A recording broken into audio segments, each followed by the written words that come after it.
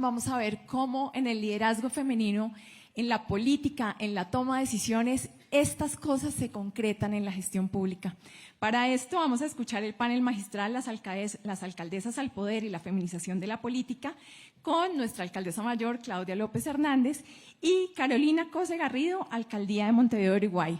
Este panel está moderado por Gabriela Gómez Montt, de la Ciudad de México. Les invito a acompañarnos adelante y vamos a dar inicio a esta poderosa conversación sobre la feminización de la política.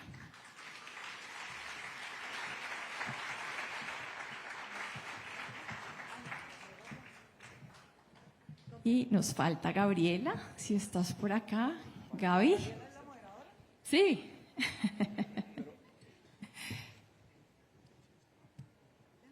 2 segundos. Voy a aprovechar para hacer un par de anuncios mientras sube Gaby a tarima. Las personas que están afuera, vamos a proceder en el espacio posterior del receso a completar el registro para ver cómo podemos lograr estar más y más personas en este salón maravilloso en los siguientes paneles. A quienes no han reclamado todavía su equipo de traducción para que puedan hacerlo, y recordarles que tenemos dispuesto arriba en la sala exterior para los espacios de break una estación de café en la que pueden degustar café colombiano delicioso y frutas de temporada de esta maravillosa tierra. Damos un segundo, por favor, a que Gabriela llegue y arrancamos. A las personas que están conectadas en nuestra transmisión, recuerden que esto todo va a quedar grabado en el canal de YouTube de Canal Capital y en las redes sociales de la Secretaría de la Mujer. Y a lo largo de la transmisión pueden consultar en nuestro site de contenidos en www.sdmujer.gov.co/WD Bogotá el repositorio de las frases destacadas, videos, testimonios, pools y toda la información de profundización de cada uno de los espacios de esta poderosa agenda de Women Deliver Bogotá 2023. Demos un segundo, algo voy a pasarle a Gabriela. Ya sabemos que estas cosas pasan.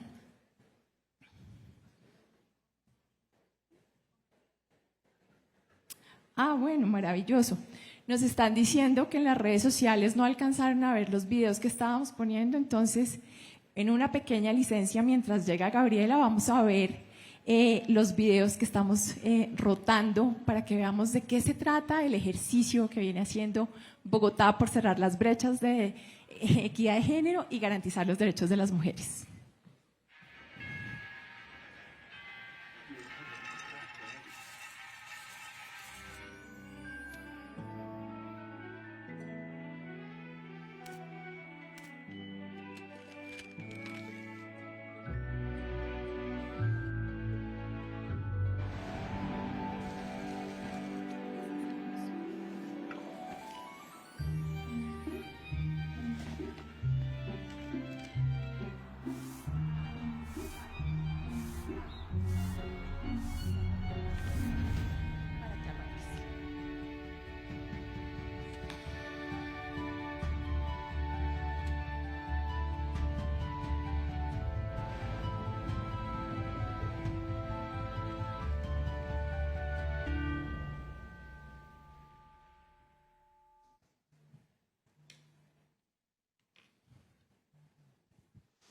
Hola, muy buenas tardes a todos. Soy Gabriela Gómez Montt y es un grandísimo honor estar hoy con 2 alcaldesas de Latinoamérica, las alcaldesas al poder.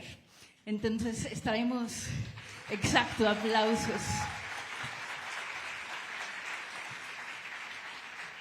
Y además hoy en día creo que en Latinoamérica estamos viendo hitos históricos de mujeres que están reinventando la política, reinventando lo social y feminizando muchas de las tareas de gobierno. Así que será un grandísimo placer conversar brevemente con 2 alcaldesas magníficas. Hoy en día tenemos a la mismísima alcaldesa de Bogotá, por supuesto, a Claudia López Fernández, que sé que todos ustedes conocen, y también nos acompaña la intendenta alcaldesa de Montevideo, Carolina Cose. Las 2 tienen una trayectoria sumamente interesante, que creo que también hay un diálogo profundo entre ustedes, continuo, lo cual me va a encantar escuchar. Entonces hoy lo que queríamos hacer era entablar una conversación de los cruces entre lo personal y lo político. Porque muchas veces cuando vemos roles de personas en gobierno, nos imaginamos estas figuras públicas, políticas, pero también hay un cruce interesante con las vidas personales, con las trayectorias. Entonces quería empezar entendiendo un poco su entrada a gobierno. Alcaldesa Claudia, tengo entendido, se rumora que de hecho usted en algún momento quiso ser médica, estudiar medicina. Y también sé que ha estado en varias disciplinas, desde urbanista, periodista, activista. Entonces, ¿cómo fue esa entrada a gobierno? O sea, ¿cómo amanece un día alcaldesa? Y primera alcaldesa de Bogotá, además, que es un hito histórico para la ciudad, para el país, y que sin duda cada vez que sube una mujer al poder, creo que nos deja una referencia en el resto de la región de lo que es posible, y no sin sus tensiones, porque también sabemos que las mujeres enfrentan retos importantes también en Latinoamérica. Entonces, ¿cuál fue esa entrada? ¿Cómo se amanece un día alcaldesa? Querida Gabriela, Carolina, amigas todas, amigos todos, bienvenidos a Bogotá en primer lugar. Muchísimas gracias por acompañarnos. Es muy emocionante empezar esta conferencia con un salón repleto, con gente todavía de pie.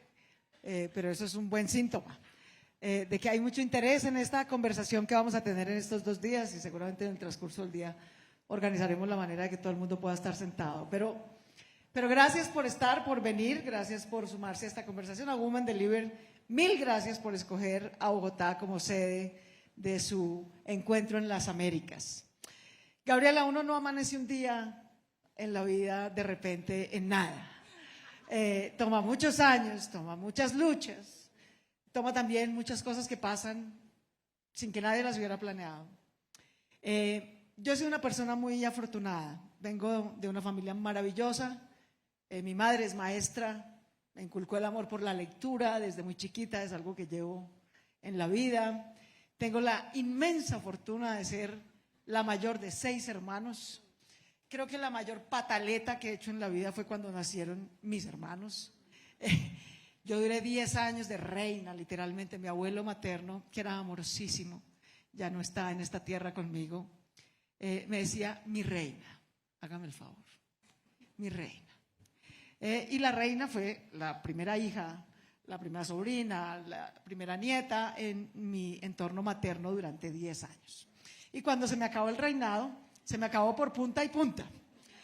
Mis padres se separaron muy jóvenes, se casaron muy jóvenes, se separaron muy jóvenes. Tenía una hermana divina, Marta Sorangi, se mató en un accidente cuando tenía 3 años y medio. Yo era un añito mayor que ella, y es de lejos la peor tragedia de mi vida. Pero por eso, cuando volví a tener hermanos, por un lado hice una gran pataleta porque se me acabó el reinado. Mi papá se organizó nuevamente y tuvo una hija, se llama Gina Marcela, mi siguiente hermana. Mi mamá se volvió a organizar, se volvió a enamorar, tuvo una hija, se llama Diana Carolina, y se llevan 15 días de diferencia. O sea, si lo hubieran programado, no sale así.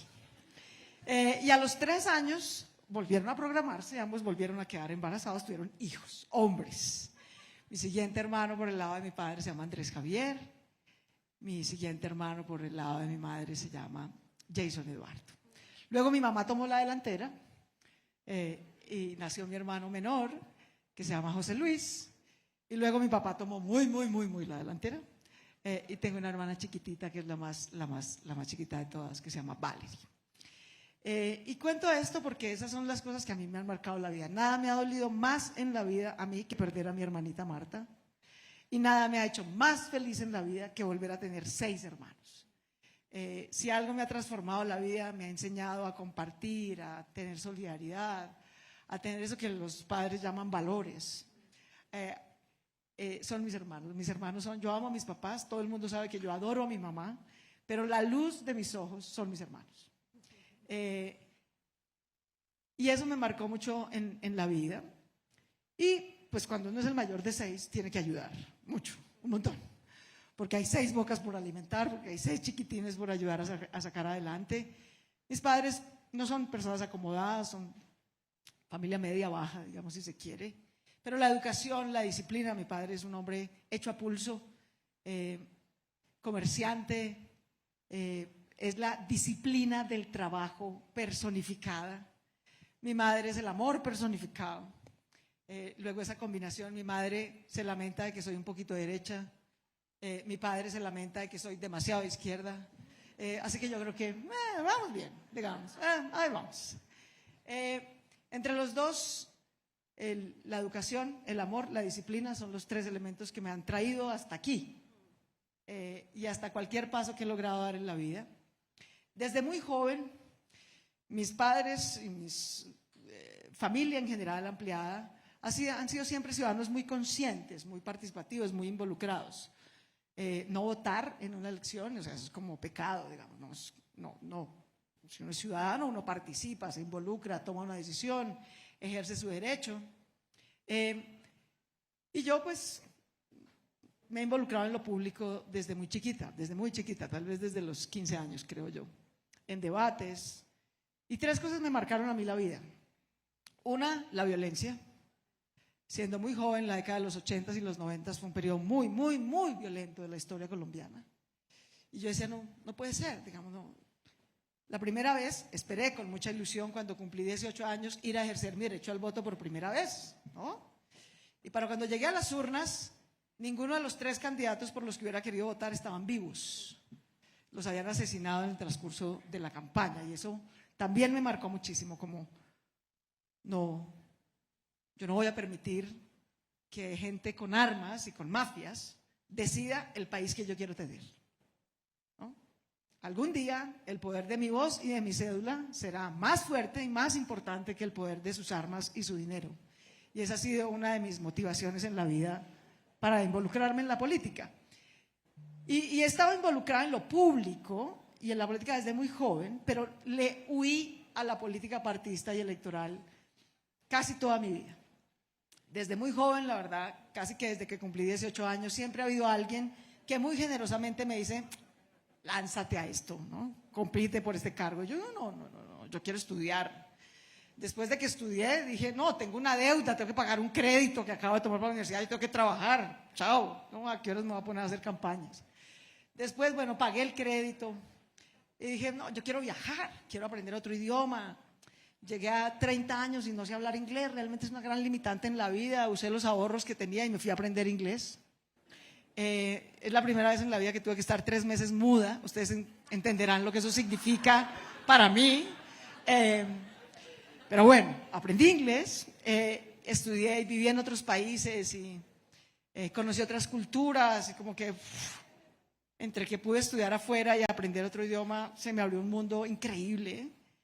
Después trabajé en un montón de cosas, trabajé en Naciones Unidas, trabajé en ONGs. Y un día que volví a hacer mi maestría, llevaba casi 4 años fuera de Colombia, y un día volví a Colombia, prendí el televisor y vi a los grupos narcoparamilitares en una sesión del Congreso de la República de Colombia. Y yo dije, bueno, yo llevo 4 años fuera de Colombia, pero si a mí en los años 80 alguien me hubiera dicho que iba a ver a un señor que le dicen alias Don Berna, que yo sé que era de un cartel del narcotráfico, del cartel de Medellín, hace 10 años o 15, y ahora me lo encuentro de prócer del paramilitarismo hablando en una sesión del Senado de la República, básicamente diciéndonos que gracias a ellos la guerrilla no se tomó el país y que por lo tanto lo que debemos estar es agradecidos por su lucha y no dolidos por sus crímenes. Yo dije, bueno, si a mí alguien me hubiera dicho esto hace 15 años, ¿qué iba a pasar? Yo habría dicho que esto nunca iba a pasar. Pero lo que más me impactó de esa sesión del Congreso no fue lo que dijeron los paras. Todos los criminales son arrogantes, todos. No conozco un criminal modesto, todos son arrogantísimos. Lo que más me impresionó es que yo, que soy una ciudadana informada, motivada, que siempre voto, etcétera, después de ellos hablaron como 23 congresistas, los conté ese número, no se me va a olvidar nunca. Y de los 23, yo a duras penas sabía quién eran 5. Yo dije, no puede ser, o sea, ¿de dónde salió esta gente que yo no he visto nunca? No sé de qué partido viene, ¿no? Google. Vamos a empezar a ver esta gente ¿Cómo llegó electa al Congreso y por qué está diciendo lo que está diciendo? Y empecé ahí, y eso me llevó al periodismo, a la academia. Básicamente terminé haciendo una investigación muy larga que me tomó 5 años en la vida, que casi me cuesta la vida, para develar los vínculos entre guerrilla, narcoparamilitares y política, y cómo el narcoparamilitarismo se había tomado el 35% de los curules del Congreso, y por eso decían lo que decían. Y eso terminó en una cosa que en Colombia se llama la parapolítica, y me transformó la vida. Y eso me llevó a la ciencia política, me fui a estudiar, hice un doctorado, en fin. ¿Y por qué terminé finalmente cuando tenía 43 años en la política electoral, esa que le había oído tanto? Yo estaba haciendo mi doctorado, vine a Colombia a hacer una investigación de campo en el 2013, estaba en curso el proceso de paz con las FARC, y en agosto del 2013, en la misma semana, me pasaron 2 cosas que me cambiaron el curso de la vida. Una, me llamaron de una dependencia del Estado y me dijeron, ¿se acuerda la denuncia que usted hizo de un personaje X que se llamaba Kiko Gómez? Sí. Bueno, ese personaje tiene contratado a un sicario en Bogotá para matarla, por favor, váyase. Y yo dije, upa, pues yo me quiero ir como en unos 15 días. No, es en serio, o sea, váyase. Bueno, salí de ahí y dije, bueno, si me tengo que ir, me voy a ir al médico antes de irme, ¿no? Entonces me fui a hacer mis chequeos médicos y ginecológicos y tal. Y cuando salí, al siguiente día me dijo el médico, no la quiero asustar, pero tiene cáncer en el seno izquierdo. Y dije, joder, si no me mata Kiko, me mata el cáncer. Tengo 43 años, me puse un poquito trascendental, como te podrás imaginar, y dije, bueno, ¿qué me hace falta por hacer en la vida? Ya viajé, ya estudié, tengo una familia divina, ¿qué me hace falta hacer? Y bueno, creo que le he oído siempre a la política electoral, y hay que construir paz. Si logramos que esos armados, sobre todo las FARC, era la guerrilla más grande en la historia de América Latina, si la logramos sacar de la política y que los armados no pongan la agenda de la política colombiana, entonces la política colombiana va a ser de la agenda de los ciudadanos, de la educación de los jóvenes, del cuidado de las mujeres, pero mientras ellos tengan tomada la agenda política es imposible. Hay que ayudar a sacar a esos tipos de la política, y hay un proceso de paz en curso, va a ser difícil, ayudemos a esa causa. La corrupción y el clientelismo es el otro mal, la otra razón por la que son los otros que no dejan que las prioridades de los ciudadanos sean el eje de la política, entonces pues, es difícil derrotarlos, pero vamos a tratar. Y tercero, hay que construir ciudadanía, Estado y mercado. Esa ha sido mi obsesión académica y política en la vida. Y arranqué en el 2014, me elegí senadora. En el 2018 competí a la vicepresidencia con un amigo extraordinario que fue Sergio Fajardo. Perdimos la elección. Y en el 2019 dije, bueno, me dijo, bueno, yo en realidad no quería lanzarme, debo decir, a la alcaldía, pero mi esposa maravillosa me dijo, mira, a ti nadie te va a regalar nada en la vida, Claudia. Estaba de presidente Iván Duque. Me dijo, mira, a ti nadie te va a regalar nada en la vida. Tú no eres Iván Duque, no se va a aparecer un mentor y un prócer. Te va a sacar de la nada a presidente de la República. No, no va a pasar. Tú te tienes que ganar como te has ganado todo en la vida. Y cuando compitas nuevamente por la presidencia te van a decir que no tienes experiencia, que no has manejado un gobierno, que no sabes qué es invertir no sé cuántos billones de pesos y tomar decisiones públicas, etcétera. Entonces tienes que hacerlo, tienes que competir por un cargo en el que tengas esa experiencia. Yo dije, bueno, está bien, creo que tiene razón. Y me lancé en el 2019 a la Alcaldía Mayor de Bogotá, y por la infinita generosidad de los ciudadanos de esta ciudad maravillosa de 8 millones de personas, tengo el honor de ser la primera mujer alcaldesa de esta ciudad, y tengo la certeza de que no seré la última.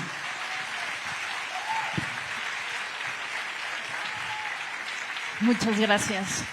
Y alcaldesa Cosé, hablando de hacer ciudadanía en un momento que se están deshilando sociedades, tengo entendido que usted tomó las riendas de Montevideo en la pandemia. ¿Qué la preparó para este momento que toma las riendas? ¿Qué de su trayectoria, de su historia, de sus experiencias? Porque además usted estudió ingeniería también.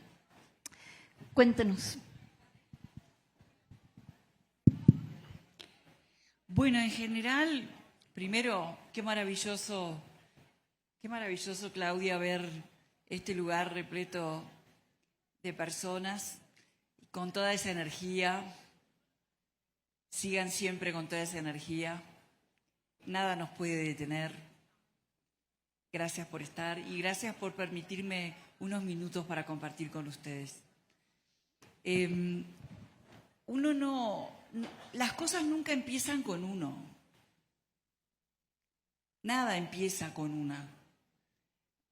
Una es el resultado de muchas cosas que pasaron antes, de una larga fila de gente y de mujeres, de organizaciones que llevaron cosas adelante. Yo, en mi país, siento que soy hija de la escuela pública. En mi país, desde fines del siglo XIX, hay un sistema de educación pública muy fuerte. Y yo soy hija de ese sistema. Mis hijos también son hijos de ese sistema. En mi país hay una central única de trabajadores. Hay una universidad de la República que es pública, pero además de ser autónoma, es cogobernada. Y todo eso que estoy diciendo son decenas de años de luchas, de organizaciones acumuladas. Yo soy hija de todo eso. Después están los temas personales. Yo también fui muy afortunada porque me crié rodeada de amor. Voy a ser muy breve con mi vida personal. Mis padres, mi madre era profesora de historia, una gran profesora. Mi padre es un gran artista, un intelectual de la clase media del Uruguay. Se divorciaron cuando yo tenía 10 meses, allá por los años 60. Y siempre el centro de sus desvelos fui yo. Y yo siempre reconocí, me llevaban al cine, me llevaban a almorzar afuera. Y ahora, a ustedes, a nosotras, nos parece que eso es lo que está bien, que es normal. Pero en los años 60 era un escándalo. Era un escándalo para mi madre. Todavía sale con el padre de la hija. Me llevaban a restaurantes, al teatro. Siempre fui el centro de su desvelo. Y de mi abuela también. Cuando yo estudiaba, no volaba una mosca en mi casa. Así que el amor fue lo que me preparó para las responsabilidades. Este año se cumplen 50 años del golpe de Estado en el Uruguay. Nosotros vivimos una dictadura terrible durante 12 años, terrible. Ayer hablábamos de violencia. Terrorismo de Estado. Toda la maquinaria del Estado al servicio del miedo, de la persecución, de la represión, sistemáticamente.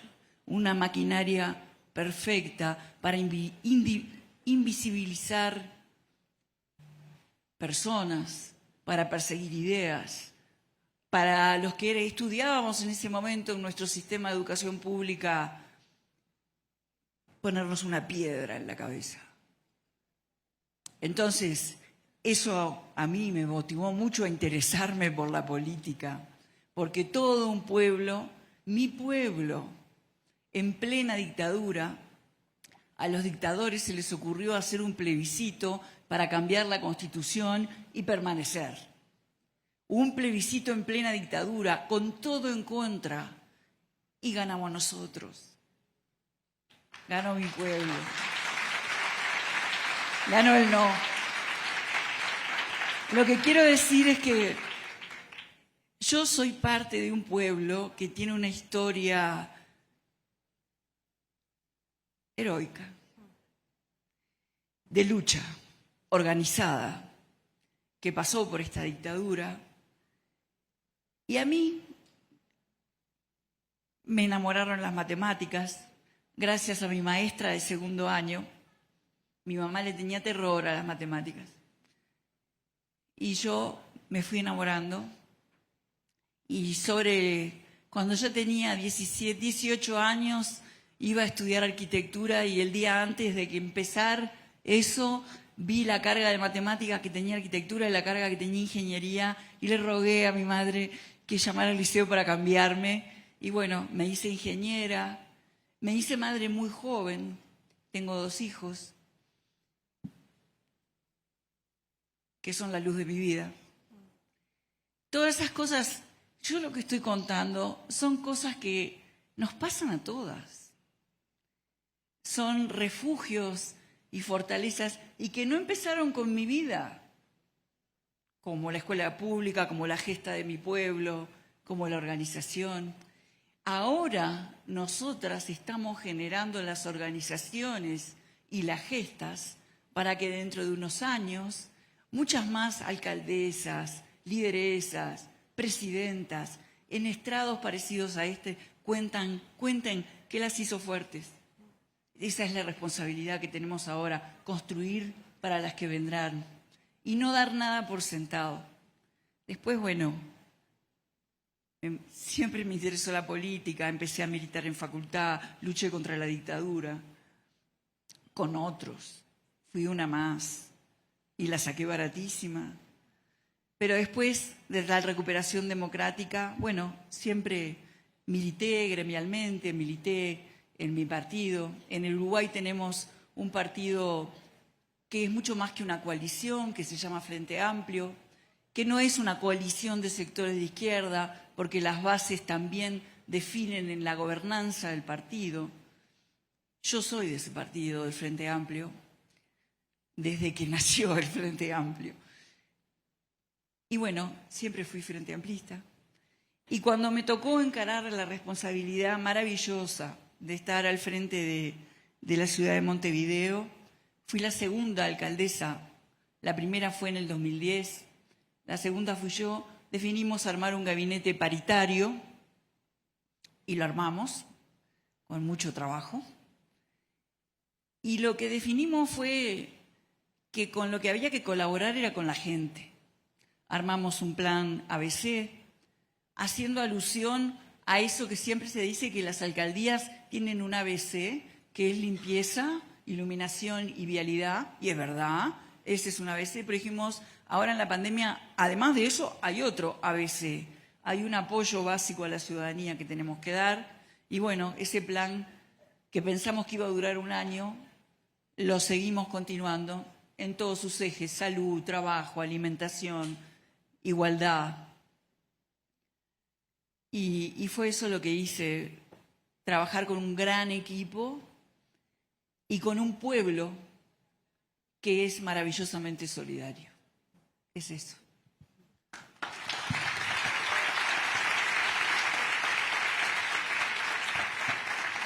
Esta será una pregunta para las dos, hablando de paridad y de la feminización de la política. Creo que hoy en día estamos viendo que efectivamente necesitamos más mujeres en el poder, que necesitamos visualmente ver lo que se puede y al mismo tiempo también tenemos que reflexionar sobre cómo se ejerce el poder de manera distinta, ¿no? Que necesitamos justamente ver otro tipo de posibilidades, otro tipo de articulaciones sociales, agendas específicas que han sido ignoradas históricamente. Alcaldesa López, usted entró con un compromiso grande de género. Ha hecho, yo creo que, una cantidad infinita de agendas importantes para centrar a las mujeres. ¿Qué implicaciones ha tenido para usted la posibilidad de feminizar la política en este sentido? Y diría yo también, a la escala de la megalópolis, tener que tomar en cuenta desde el hogar lo que sucede tras puertas cerradas, hasta una megalópolis, inclusive hasta conversaciones de planeta, en las que Bogotá hoy en día está involucrada. Voy a hacer una abrebocas sobre este tema porque sé que el tiempo de Carolina que tiene que ir al aeropuerto hay que usarlo, pero daría solamente una puntada para darle la palabra a Carolina en la conversación y luego yo retomo. Les contaba ahorita que tuvimos un almuerzo con algunas de las participantes que están aquí, con el embajador de la Unión Europea. Yo no era feminista y si de algo me voy a ir con esta alcaldía es siendo una profunda feminista. Me he tomado el papel en serio de aprender, entender y representar esas causas. Estas son estas cosas que me pasan a mí en la vida. Les conté un poco cuál fue la trayectoria de mi vida. En algún momento les dije que fui activista de género, no. Pero la gente presume que soy mujer y que por lo tanto soy feminista. Y además tengo mi carácter, entonces la gente tiene ese estereotipo. Y segundo, soy mujer diversa y lesbiana, entonces la gente presume que soy activista LGBT, por supuesto. Bueno, les voy a decir cuál era mi nivel de ignorancia cuando me lancé en el 2014 a mi primer cargo público. Le dije a mi esposa, que sí es una gran activista feminista de vida y una gran activista LGBT de vida, mi vida, ¿qué es lo que quiere decir cada letra? LGBTI. O sea, ahí empezó mi nivel de formación en este tema. De manera que esta alcaldía, y es gracias a la generosidad de todas las mujeres que están aquí y muchas más, que han tenido la generosidad de enseñarme, formarme, compartirme, ilustrarme, todo lo que hemos hecho en materia de género, de feminismo, de cuidado en esta alcaldía, ha sido tal vez la mayor co-creación generosa que hayan hecho las mujeres en Bogotá. Y lo digo con mucho orgullo, porque nada de esto estaba escrito, ni era de mi directo conocimiento en detalle. Mi vida venía en otro sentido. Pero el poder es para algo, ¿no? Y yo diría, y lo primero, el poder es para no temerlo, ¿no? Al poder no hay que temerle. Al poder hay que encararlo, como se encara el machismo, como se encara el patriarcado, ¿no? Es un animal de esos que te puede aplastar, o que si logras domesticar, pues posibilitar muchas cosas. Entonces hay que enfrentarlo. ¿Produce miedo? Sí. ¿Es duro hacer una campaña? No me digan. ¿Hay violencia política? ¿Cómo? Pocos sitios más machistas que la política. Y si tú eres activista, bueno. ¿Te metes a competir por el poder? Bueno, eso es a matarte. Pero hay que superar ese miedo, que es el mismo miedo que siente una mujer cuando la pareja a la que ama no la respeta. Sí, se siente un miedo profundo, pero hay que superarlo. Ahí no nos podemos quedar. Hay que competir por el poder y la representación democrática sin miedo, primero. Segundo, hay que contribuir a esas causas democráticas, desde donde estemos. Yo no empecé a contribuir a lo político y a lo democrático porque me volví alcaldesa ni porque me volví senadora. Yo estoy haciendo esto desde que tengo 15 años, en los espacios que he estado, de activista, de académica, de periodista, etc. Tercero, es una oportunidad. Yo decía, bueno, voy a estar aquí 4 años. De esos 4 años, 2 me tocó pandemia, ¿no? No hay reelección. Tenemos que hacer algo. Mi mayor miedo en la vida, en esta alcaldía, fue, Dios mío, tengo que estar aquí, tengo que hacer algo superlativo, extraordinario, por los jóvenes y las mujeres y por mi comunidad LGBTI, que por primera vez me va a tener aquí. ¿Qué podemos hacer? Y nos sentamos a preguntarnos qué podemos hacer. Y como les he dicho a las personas con las que he compartido en estos días, Bogotá ha tenido extraordinarios alcaldes. El feminismo no llegó a la alcaldía de Bogotá porque yo fuera quien lo trajo. Hubo otros alcaldes feministas antes que yo, y eso es una gran virtud de Bogotá. Hubo otros alcaldes progresistas antes que yo, y eso es una gran virtud de Bogotá. Entonces había que construir sobre lo construido, pero también innovar y añadir algo superlativamente necesario y pertinente.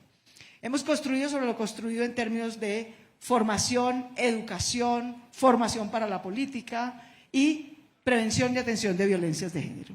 Y hemos añadido algo que no existía, que es un sistema distrital de cuidado, que es usar toda la infraestructura social del distrito, que es bastante buena. Llevamos 30 años construyendo colegios de lujo, centros de cultura de lujo, parques de lujo, de lujo, de lujo.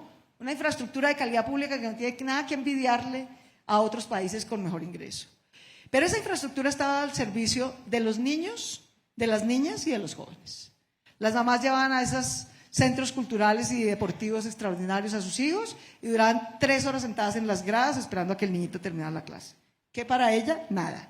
Los servicios no estaban pensados para las mujeres, ni para las cuidadoras, ni para reducir la sobrecarga de cuidado no remunerado que tenemos las mujeres sobre los hombros. 1.2 millones de los 4,5 millones de mujeres de Bogotá se dedican al trabajo doméstico y de cuidado no remunerado. Y no solamente nadie les paga un centavo por eso, sino que casi nadie les ayuda.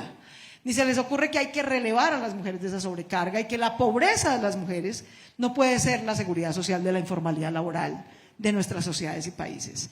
Aquí lo que hicimos fue encarar esa pregunta, reconocer esa sobrecarga y usar toda la infraestructura, añadiendo servicios sociales dirigidos a las mujeres para devolverles tiempo, porque no tendremos libertad si no somos dueñas ni siquiera de nuestro tiempo, para devolverles capacidad de decisión autónoma sobre qué hacer para ellas mismas en ese tiempo, mientras nosotros nos encargamos de cuidar a los que ellas cuidan. Y en tercer lugar, a invitar a todos los demás miembros de su familia, muy especialmente a los hombres de este mundo, y decirles que a cuidar se aprende, queridos, que las mujeres no traemos eso en el ADN, no nos viene en la biología. Nosotros aprendimos a cocinar, a planchar, a cuidar, a querer, a acompañar, a leer, a hacer tareas, a llevar al médico. Y si nosotros aprendimos, ustedes también pueden aprender. Entonces, ese es el sistema distrital de cuidado. Aprender a cuidar, que es una transformación cultural. Cuidar a los que ellas cuidan, que es una forma de redistribuir, reducir esa sobrecarga, para que las mujeres puedan tener libertad, autonomía, tiempo para sí mismas y retomar su proyecto de vida. Me dejó una obsesión que creo que me seguirá para siempre, esa pregunta que se hacen aquí en Bogotá, de cómo reimaginar una ciudad entera alrededor del cuidado. Y creo que también ha inspirado a muchas otras ciudades. Alcaldesa, antes de que se tenga que ir corriendo a su avión, cuéntenos, ¿cómo ve usted las posibilidades, los apuntes desde Latinoamérica para ejercer el poder de formas distintas? Los paradigmas que vienen, lo que le gustaría ver.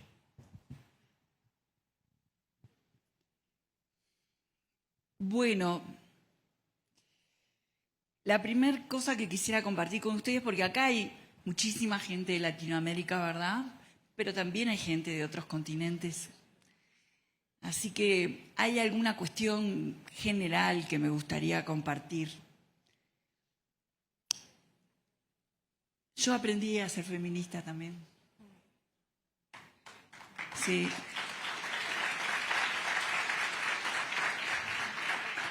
Como estudié ingeniería, digamos, y además soy una buena ingeniera. Hice una maestría en matemáticas también. Pero en mi facultad uno se acostumbra a estar, digamos, con el cuchillo entre los dientes. Nunca me sentí discriminada en mi facultad, pero sí como que te tratan como un varón más. Y eso también es un poco duro. Entonces, en el afán de seguir adelante y de avanzar y de avanzar y de avanzar, yo dejaba de ver, no le daba bolilla, digamos, a una cantidad de cuestiones de la sociedad y en mi trabajo también, en mi ejercicio profesional también. Iba para adelante. Y no me detenía en cuestiones como que cuando estaba yo y otra persona, un varón, el que tenía el problema lo miraba al varón al hablarle, ¿no? Cosas que siguen pasando. Después fui madurando, fui reconociendo eso y fui aprendiendo con la realidad. Tuve muchas responsabilidades públicas. Yo ya trabajé en la Intendencia del 2007 al 2010, encargada del área de tecnología. Me llamó el que era intendente en ese momento. Aprendí muchísimo. Después, Pepe Mujica me designó como presidenta de la empresa de telecomunicaciones del Estado del Uruguay, Antel, que es una empresa maravillosa. Nosotros no vendimos las empresas públicas y Antel es una empresa maravillosa. Me tocó liderar el proyecto de fibra óptica al hogar, un cable de fibra submarino desde el Uruguay hasta Estados Unidos, todo un sistema submarino, un data center, una arena, una cosa, y yo ingeniera, ¿no? Una maravilla. Y no lo hice sola, por supuesto, la empresa tiene 6.000 trabajadores, no hice nada sola. Después tuve el honor de que Tabaré Vázquez me eligiera para encargarme del Ministerio de Industria y Energía. Uruguay cambió su mix eléctrico, hicimos toda una transformación y más del 95% de nuestro mix eléctrico es renovable. Y a mí me tocó la fortuna de integrar el gabinete de gobierno de Tabaré Vázquez como ministra de Industria y Energía. Después competí para ser candidata a la presidencia, perdí y competí para integrar el Senado, fui senadora unos meses y después competí para la intendencia y gané la intendencia de Montevideo. en este camino de política y responsabilidades que me ha tocado estar en la alcaldía, en una empresa pública, como ministra, como senadora y ahora como alcaldesa, siempre lo que fui aprendiendo con mis compañeros y mis compañeras es lo siguiente. Nosotros íbamos generando avances en derechos, sin lugar a dudas, avances en un sistema nuevo de salud que permitió el acceso universal a la salud, en las mejores políticas de salud, en las políticas de antitabaquismo, Uruguay liderando eso, Uruguay ganándole un juicio a Philip Morris, poniendo como precedente que antes que el interés comercial está el derecho a la salud de un pueblo. Y eso quedó para el mundo. O sea, fuimos avanzando y siempre nos obsesionaba, y yo creo que teníamos razón, construir institucionalidad, que las cosas quedaran en leyes para que después no se pudieran deshacer. Quiero decirles que se pueden deshacer. Y esto lo digo porque no solo en América Latina, en el mundo también, hay corrientes de ultraderecha que no le hacen bien a la humanidad.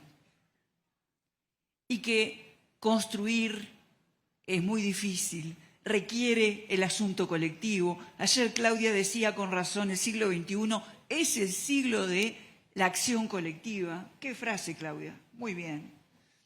Es verdad, construir es muy difícil, pero desmantelar es muy fácil. ¿Qué quiero decirles con esto? Que nunca hay que parar y que hay que estar organizados. Cuando nosotros vamos a un barrio como intendenta a ver qué se necesita, a ver qué trabajos vamos a hacer, lo primero que le decimos a los vecinos es: organícense. Yo quiero hablar con un barrio organizado. Y a ustedes que pertenecen a distintas organizaciones, humildemente les quiero decir: nunca hay que parar. Y por eso tenemos que construir la esperanza, el legado, pero con realismo, para las que vendrán, para que las organizaciones continúen y continúen.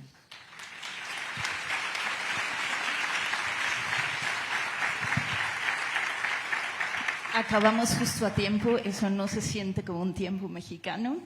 Me dejan sumamente inspirada, siento que son un ejemplo de cómo la feminización de la política no nada más es poner al centro ciertos temas, sino también ejercerlas con una vitalidad, inclusive a veces con la ferocidad que se necesita, pero siempre articulando una sociedad entera alrededor de causas comunes. Así que muchísimas gracias por su trabajo y muchísimas gracias por compartir sus experiencias, anécdotas y demás con nosotros.